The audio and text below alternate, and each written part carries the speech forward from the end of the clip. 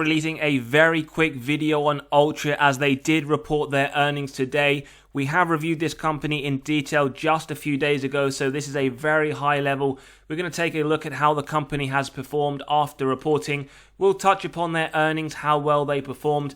We'll also take a look at their earnings call, pointing out and pulling out some useful information as well as their outlook for the year. And we'll also take a look at their statement and talk about some very positive news in relation to share buybacks. And we will very quickly just take a look at the updated valuation based on the earnings, seeing if Wall Street are still seeing some very strong upside for this company and touching upon that margin of safety and acceptable buy price. Now, on a very high level, we'll give you the numbers. So they did report net income of $2.06 billion and they had an earnings per share of $1.18. Now, Wall Street were expecting $1.18, so this was pretty much in line. In terms of the revenue, well, their adjusted revenue for the period was $5.02 billion, which did miss slightly in terms of Wall Street's expectations of $5.09. So they were in line on the earnings per share. In terms of revenue, they did miss slightly, yet the share price, as we are about to see, is up around 3% on the day.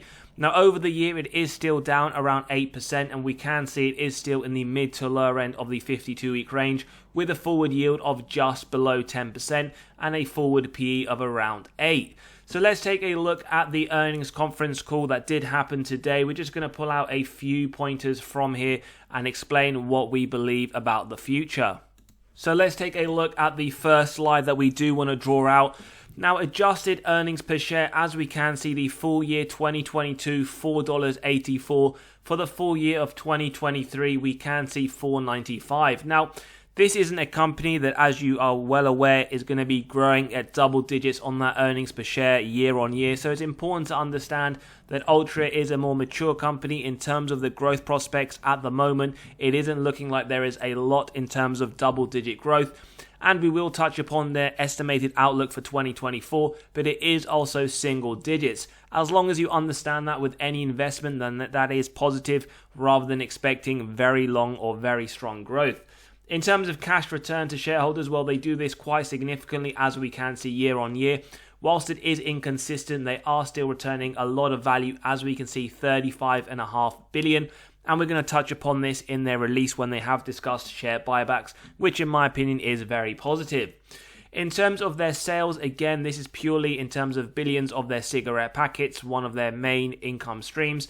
We can see in 2018, $15.8 billion, 2023, $16.6 billion. Now, year on year, we can see some years where it declines, some years where it increases. But again, it's just about holding those right expectations for the company moving forwards. As we can see here, compounded annual growth is just 1% year on year.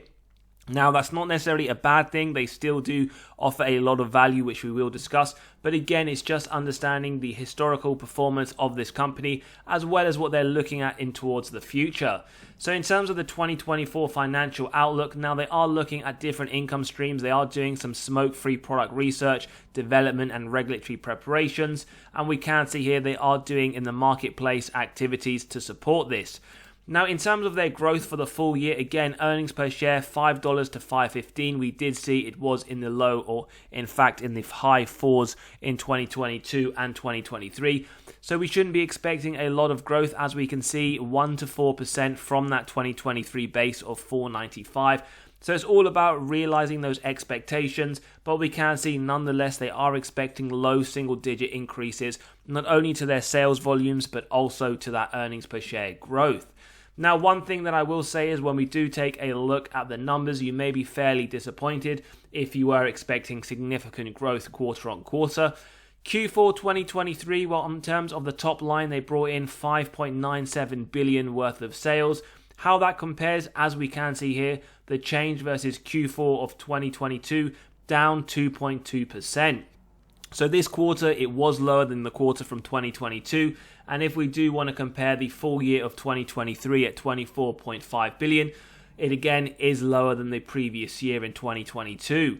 So again, just some things to bear in mind. Like I mentioned earlier, this isn't a company that is growing. It is still, however, giving back a lot of value to shareholders, both in the form of that high dividend yield as well as those share buybacks. In terms of the diluted earnings per share, as we see here, $1.18. Now the full year, $4.95. It is positive to note, as we looked, it is still increasing even though it is single digits. So yes, their top line is reducing not only quarter on quarter in comparison, but also on the full year analysis. But in better news, the earnings per share that it is delivering to the shareholders is increasing, although not at the fastest rate. So one thing that I did want to draw out from all of this is their share purchase reprogram, which I think is very important to understand. So previously in 2023, they had authorized a $1 billion share repurchase program. And in Q4, we can see here, they did buy back 6.5 million shares at an average price of $41.41. For the full year, the average price they did buy shares back at was just under $44, for a total of $1 billion. As we always say, this does provide the shareholder with a lot of value year on year that we have analyzed. They do this very, very well. If you want some more good news, well, for 2024, they are expecting to do the same. They've authorized a new $1 billion share repurchase program, which they expect to be completed at the end of this year. So in my personal opinion, it does look to be very positive. Again, for those that know Altria Group, they do pay a significant amount in dividends. $1.7 billion was paid out in the fourth quarter, $6.8 billion for the full year. Now, one thing I just want to point out for those that are new to the channel and haven't seen anything on Altria before, just over the last few months, we do see insider buying. Now, yes, it was from two directors, and they did buy, in fact, at a lower price than now. And the price is just around $40,000 to $50,000. Nonetheless, in my opinion, insider buying is very, very strong signal of, I would say, bullishness. And the reason for this is insider buying is only happening if they believe the share price will increase. It isn't that much, so do let me know in the comments if you think it is very trivial and it isn't something that we should really bring to the table unless we're talking about six-digit figures. Finally, we will just say the dividend safety remains to be around 55. It is borderline safe.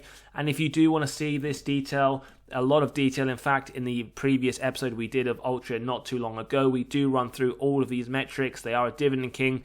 They are also undervalued per dividend yield theory, and we do discuss a lot of these metrics in detail. And finally, what we can do now is we can get into that valuation.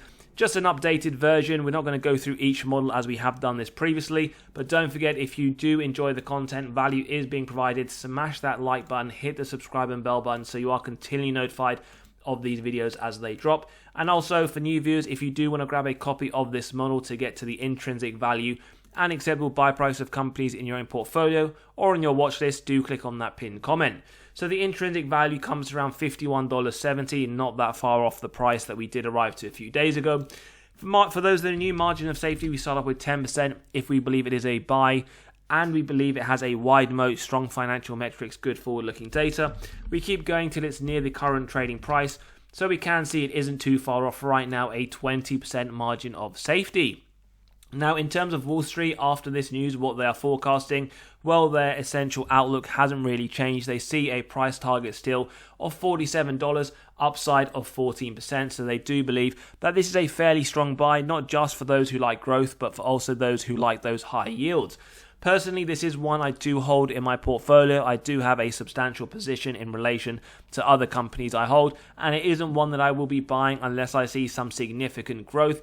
But I do believe that dividend does look to be safe for the time being based on the information.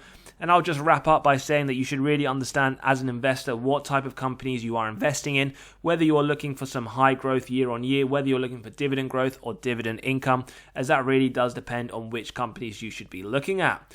As always, have a great day. I'll see you on the next episode and take care for now.